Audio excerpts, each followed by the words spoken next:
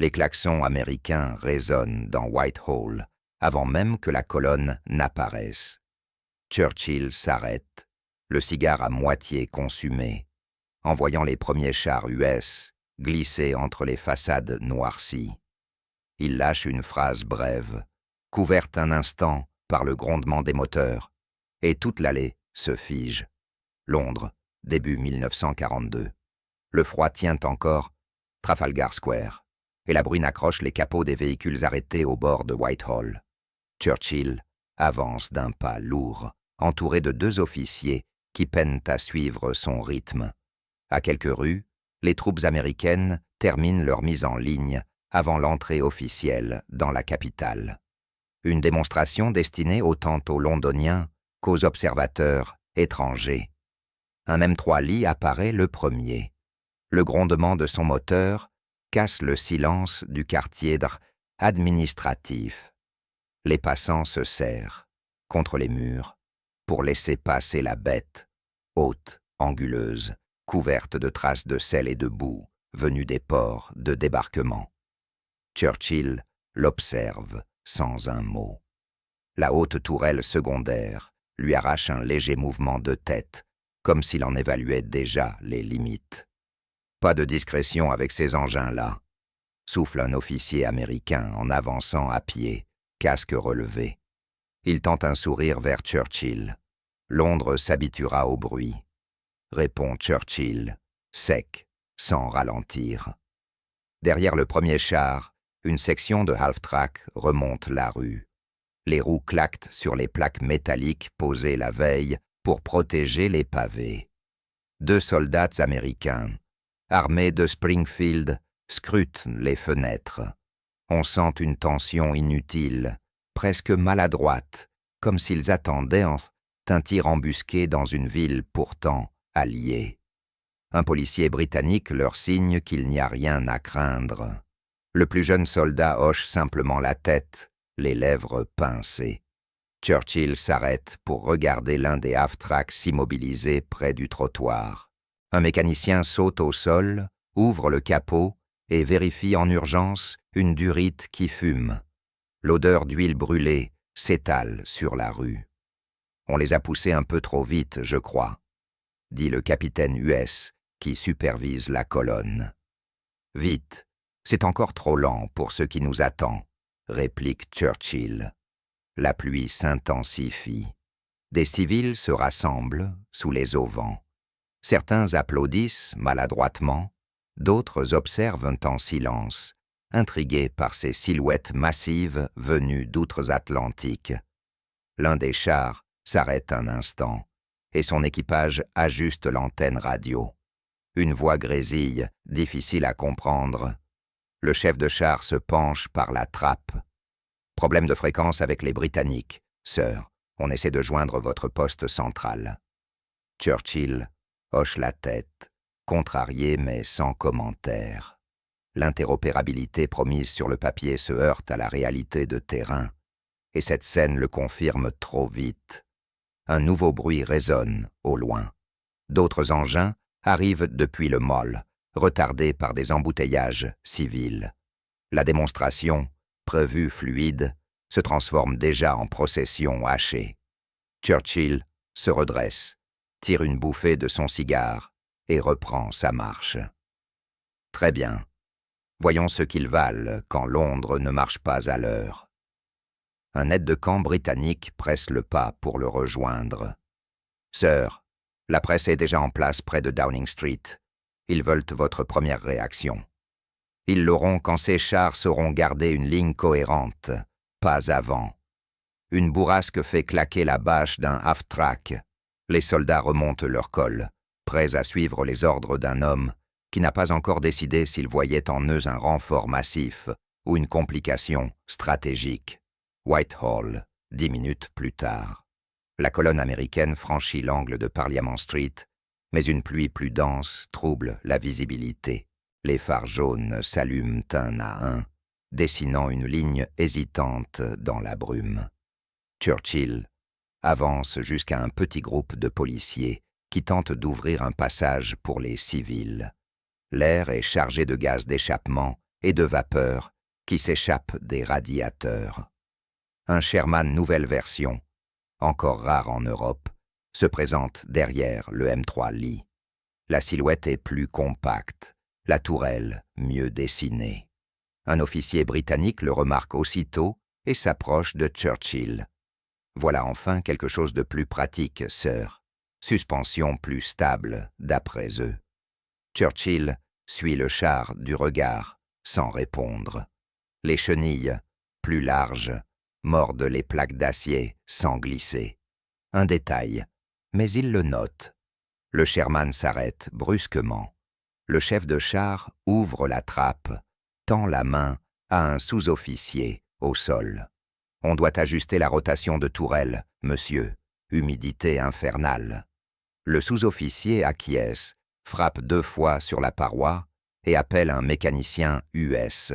L'homme arrive en courant, un outil à la main, essuie ses lunettes et grimpe sur la caisse, sans hésitation. Churchill observe la scène avec une neutralité presque trop calme.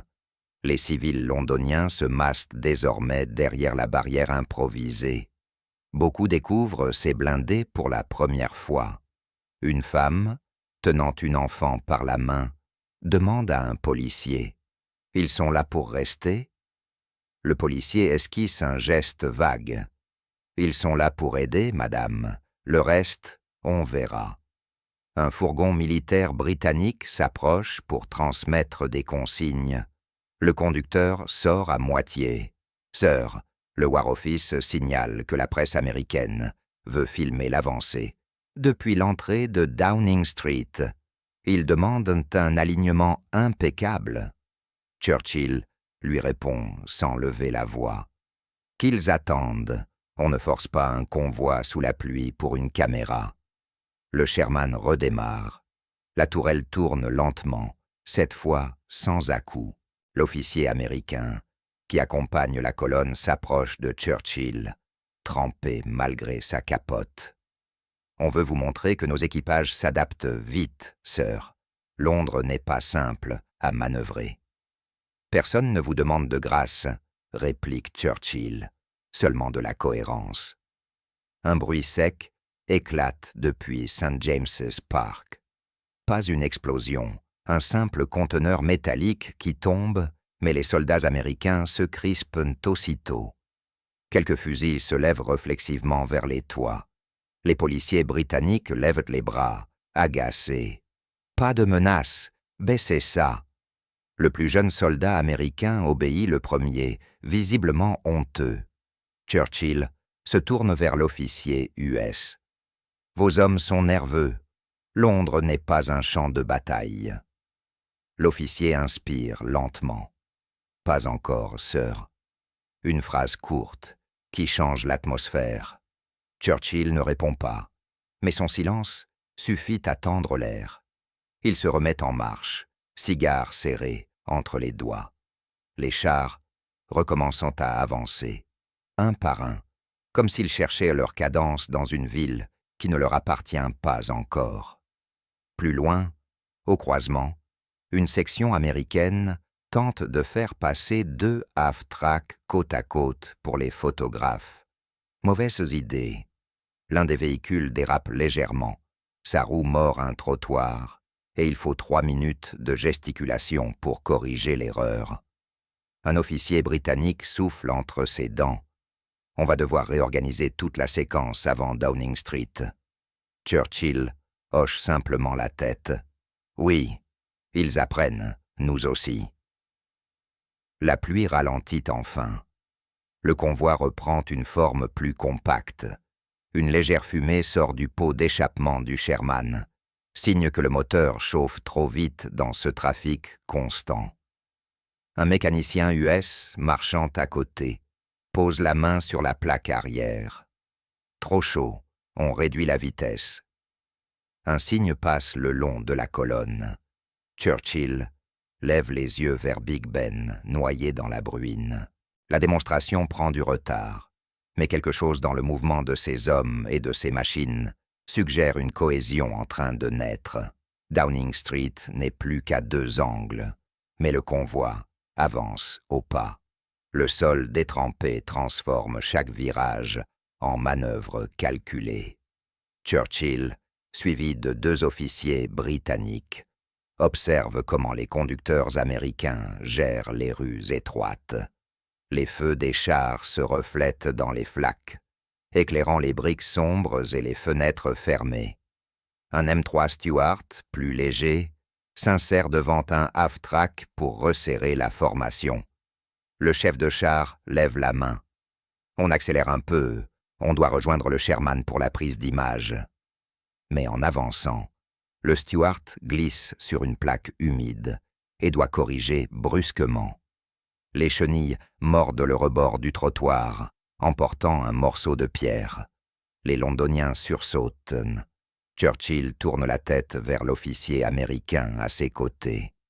Vos pilotes doivent penser en maître, pas en acre. L'officier esquisse un sourire bref, sans se vexer. On s'ajuste, sœur. Les stewards sont nerveux, surtout sur route mouillée. Un groupe de mécaniciens US rejoint la colonne en trottinant. Ils portent des sacs d'outils. L'un d'eux garde le bras levé pour signaler leur présence au conducteur. Problème de galet sur le dernier half-track. On doit intervenir avant Downing Street. Il parle vite, essoufflé. Churchill répond simplement. Alors faites-le maintenant. Pas de spectacle avec un véhicule boiteux. Les mécaniciens disparaissent vers l'arrière du convoi. On entend des coups rapides de marteau, puis un bruit métallique étouffé. Les soldats américains se serrent sous les auvents pour laisser la voie libre. La pluie cesse, enfin, laissant une épaisse humidité sur les uniformes. Un policier britannique rejoint Churchill. Sœur, la foule grossit devant le portail de Downing Street. Beaucoup veulent y voir les chars passer à quelques mètres. On craint un mouvement de panique si un véhicule dérape. Churchill regarde le Sherman qui approche lentement et répond. On les garde à distance. Ces machines ont besoin d'espace. Pas d'admiration trop proche. La colonne se remet en route. Le M3 Lee, toujours en tête, passe devant un bâtiment administratif dont les fenêtres s'ouvrent une à une. Des fonctionnaires se penchent, certains notent, d'autres commentent à voix basse. Un jeune lieutenant britannique glisse à Churchill. Ils voudront votre évaluation technique pour le rapport du cabinet. Ils l'auront quand j'aurai vu ces engins faire autre chose que se préparer à être filmés. Un virage plus serré attend le convoi. Le Sherman s'y engage, mais l'angle est trop étroit. Le conducteur stoppe net. Le chef de char bondit au sol, examine le dégagement, puis crie « On avance de 20 cm, ensuite on pivote, pas plus ». Les hommes exécutent la manœuvre au millimètre. Les chenilles pivotent, raclent brièvement la bordure, mais sans incident. Les soldats britanniques murmurent une approbation discrète. À cet instant, 2 motocyclistes US arrivent depuis Whitehall. L'un d'eux freine trop tard sur les pavés mouillés et dérape légèrement avant de se redresser. Churchill le regarde passer, le cigare suspendu. « Cette ville va les avaler avant que l'ennemi ne s'en charge », dit-il d'un ton bas. L'officier américain répond plus ferme. « Non, sœur, elle va nous obliger à être meilleurs. » La remarque surprend Churchill un instant. Il se contente de hocher la tête. L'air reste tendu, mais une forme de respect s'installe entre les 2 hommes. La colonne repart.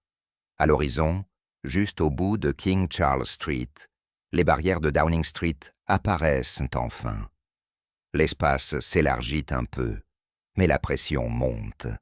Caméras, civils, attachés de presse et militaires s'agglutinent déjà. Churchill ajuste son manteau. Le temps de l'observation touche à sa fin. La démonstration doit maintenant tenir sa ligne. L'entrée de Downing Street est saturée de bruit. Les caméras américaines tournent déjà, perchées sur un petit échafaudage improvisé. Les soldats britanniques repousse les civils derrière une ligne de barrière, tandis que les half-tracks s'alignent en tentant de garder une distance régulière. Churchill approche du portail, suivi de 2 agents de sécurité, le manteau encore humide.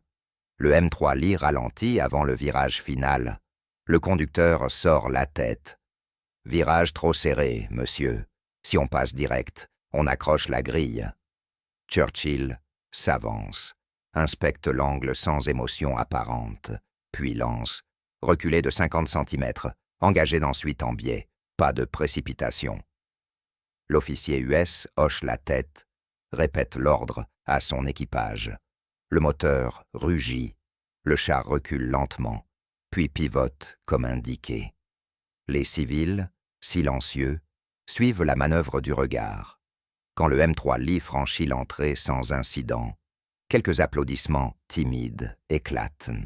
Le chef de char, surpris, lève brièvement la main. Le Sherman arrive ensuite. Une équipe de presse US s'agite. « Tenez ce positionnement, on veut la tourelle bien orientée. » Le chef de char répond avec un agacement visible. « On oriente selon ce que la rue permet, pas selon vos angles. » Son ton sec fait taire 2 caméramens. Churchill surprend l'échange, souffle un mince nuage de fumée et commande. « Laissez-les travailler. Vous filmez ce qui est réel, pas ce qui vous arrange. » Le sol glisse encore, mais le Sherman passe. Le bruit des chenilles couvre un instant les discussions. Un soldat américain, chargé de régler la radio montée sur un half-track, frappe l'appareil du plat de la main. Fréquence britannique toujours brouillée. On n'arrive pas à capter le poste du War Office. Un opérateur radio britannique se penche vers l'appareil. « Vous avez réglé à 7,4 ? Ici, c'est 7,6. Londres fonctionne sur ses propres canaux. » Le soldat soupire, tourne le cadran, et la communication s'établit enfin. Une voix claire sort du haut-parleur. Churchill intervient. « Notez-le, ce sera crucial quand ces machines devront travailler avec nos blindés, pas seulement défiler. » Plus loin, un half-track cale en pleine manœuvre. Le moteur tousse, puis s'éteint. Les journalistes tendent aussitôt leurs caméras, espérant un cliché parlant. Le capitaine américain bondit au sol. « Vous ne filmez pas ça, écartez-vous. » Un policier londonien l'observe, impassible. « Ils filmeront ce qu'ils veulent. Capitaine, nous ne censurons pas les moteurs fatigués. » Churchill s'approche du véhicule, en panne. Combien de temps? Le mécanicien US, déjà sous le capot, répond sans lever les yeux. « 2 minutes, sir. Une durite lâche, rien de grave. » « Alors faites vite. » Il se redresse à peine qu'une bourrasque s'engouffre dans la rue. Les feuilles humides glissent sur les pavés. Les soldats américains resserrent leurs capotes. L'un d'eux remarque. « C'est toujours comme ça, ici. » Un soldat britannique répond en haussant les épaules. « Quand il fait beau, c'est juste la pluie qui n'est pas encore arrivée. » Le half-track redémarre sous les applaudissements de quelques civils. La colonne reprend sa cohésion. L'air, pourtant, reste tendu. Le va-et-vient des ordres, les gestes rapides des mécaniciens, les corrections de trajectoire exigées par la rue. Tout indique que Londres teste ses hommes au millimètre. Churchill s'arrête un instant, regarde la file de blindés qui s'apprête à traverser Downing Street au complet. L'un des journalistes lui lance « Monsieur le Premier ministre, votre impression ?» Churchill retire le cigare de sa bouche sans sourire. Ils sont venus en force. Maintenant, il faut qu'ils sachent tenir la ligne. Les moteurs reprennent leur grondement. Le convoi s'étire vers le cœur du quartier gouvernemental. Derrière les grilles, l'atmosphère change. Moins de foule, plus d'observateurs officiels. La démonstration devient maintenant un test de coordination réelle. Le convoi avance lentement dans Downing Street, désormais plus étroite et silencieuse. Les bâtiments sombres, serrés les uns contre les autres, renvoient le grondement des moteurs comme dans un couloir fermé. Churchill marche à bonne distance de la colonne, accompagné d'un officier du War Office qui prend des notes rapides, le carnet collé contre sa poitrine pour éviter l'humidité. Le Sherman ouvre la marche. Son équipage parle peu. Le chef de char tourne la tête vers Churchill à chaque arrêt, comme pour vérifier quelque chose, sans jamais oser poser la question. Le Premier ministre l'ignore et observe plutôt la manière dont le véhicule gère la route irrégulière, les pierres disjointes, les virages courts. Londres n'est pas un terrain d'exercice, et le blindé s'y adapte avec une prudence nouvelle. Un officier américain s'écarte de la file, rejoint Churchill. « Sir, on voudrait tester une rotation complète de tourelles à mi-parcours pour montrer la stabilité. » Churchill le dévisage. « Pas ici. Vous bloquez la rue et vous faites peur aux civils. Trouvez un espace dégagé. » L'officier acquiesce, un peu vexé, et repart donner l'ordre de reporter la démonstration. Plus loin, devant le numéro 11, un half-track ralentit brusquement. Un cliquetis irrégulier apparaît dans le moteur. Le conducteur tape du poing sur le tableau de bord et se penche vers son chef d'équipe. Ça saute encore. On a un faux contact. Le chef d'équipe descend, inspecte la batterie et resserre un câble trempé. L'odeur de métal humide se mêle à celle du carburant. Un soldat britannique observe la scène. « Vos moteurs détestent le climat, on dirait. » Le mécanicien américain répond sans relever le ton. Il n'aime pas l'eau froide, mais il tourne. Churchill continue d'avancer. La progression est lente, mais il remarque une amélioration. Les équipages parlent davantage entre eux. Les gestes deviennent plus précis. La coordination se resserre. Rien de spectaculaire, juste une adaptation progressive, exactement ce qu'il espérait voir. Soudain, un éclat métallique résonne derrière le convoi. Le M3 Stuart, encore nerveux, vient de heurter une borne basse cachée par une flaque. L'impact n'est pas dangereux, mais assez fort pour attirer l'attention. Le conducteur sort aussitôt la tête. « Désolé, monsieur, la flaque masquait le bord. » L'officier américain lui intime de reculer d'1 mètre. Churchill, lui, s'approche sans élever la voix. « Londres vous apprend la modestie. C'est bien. Continuez. » Le steward reprend sa place. Devant, la presse américaine s'agite de nouveau. Un caméraman court pour changer d'angle, un autre replace son trépied. Un officier britannique intervient. « Pas de matériel sur la chaussée. Reculez, les chars passent encore. » Les journalistes rechignent, mais obéissent. Le Sherman avance, franchit le dernier coude menant au fond de la rue. Là, un espace légèrement plus large permet enfin une respiration. Churchill s'arrête. Le convoi défile lentement devant lui. Les moteurs chauffés diffusent une vapeur légère. Les soldats américains, transis, restent droits. Chacun attend une réaction du Premier ministre. Il les regarde sans se presser, puis dit simplement « Vous êtes venus avec votre force. Londres vous donnera le reste, si vous l'écoutez. » L'officier américain incline la tête. Les hommes autour de lui semblent retenir une seconde leur souffle, puis reprendre confiance. Le convoi se remet en ordre.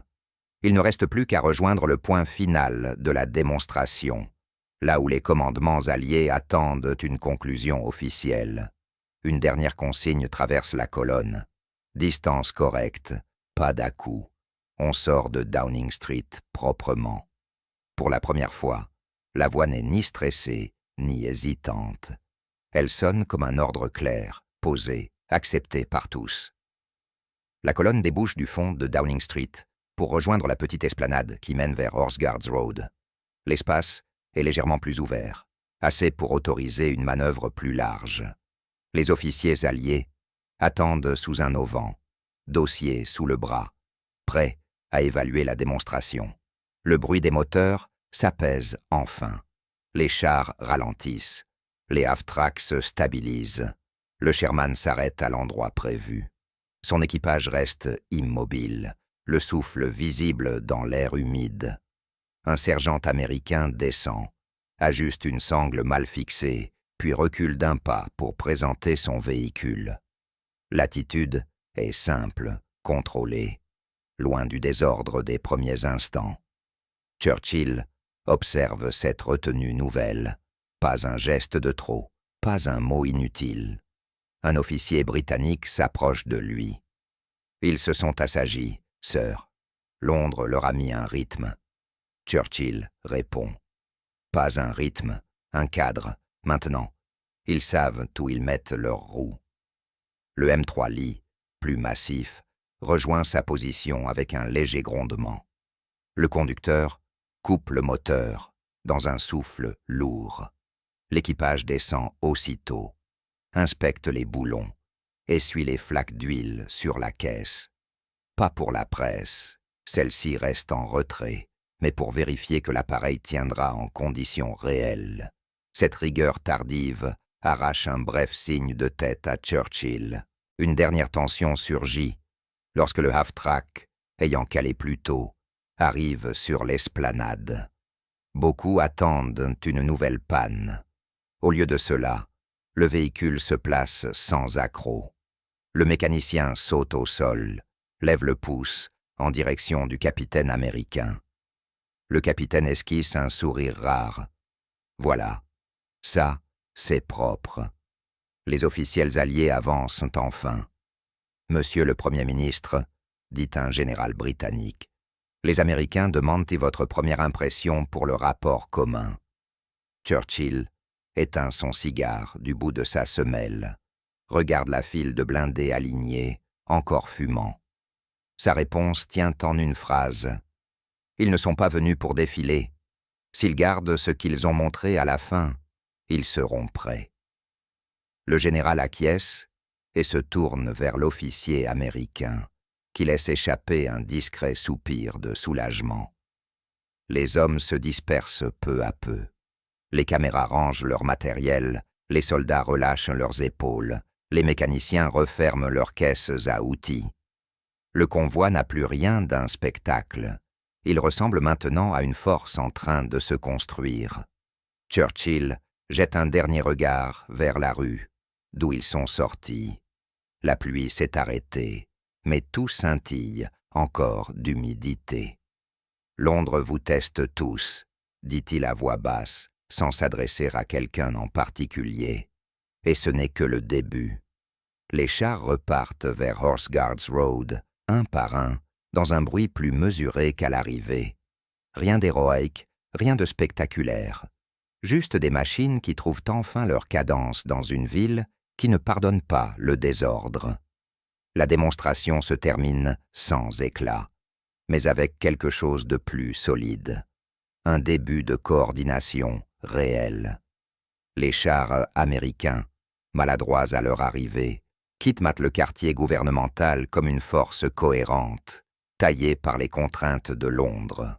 Churchill, lui, sait déjà que cette rigueur imposée aujourd'hui sera utile quand ces machines rouleront ailleurs que sous la pluie britannique. Merci d'avoir suivi cette histoire.